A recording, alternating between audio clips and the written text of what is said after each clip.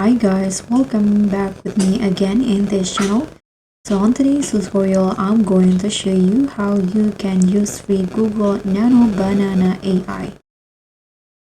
So Google just dropped the new Nano Banana AI, and yes, it's completely free, and in this video, I'll show you step by step on how you can use it for free. So the first step that you can do is access the Nano Banana AI. You can find it via Google, Gemini, or AI Studio like I do in here. You can just sign up or log in with your Google account. If you cannot see it yet, make sure that your account is updated to the latest versions. And now you can just write your first prompt. So let's hit on Nano Banana first in here, and then just write the prompt here.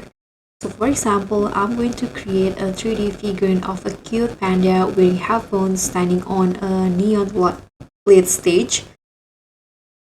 Now you can just hit on run. If you want, you can also add details like the lighting, style, or mood to make your images stand out. So let's just wait until the result is out. Okay, so here is the result by Nano Banana. You can preview it by clicking on this. And here you can also zoom in and zoom out. If you're satisfied with the result, you can just hit on this download button. So that's pretty much all. That's how you can use Google's Nano Banana AI for free.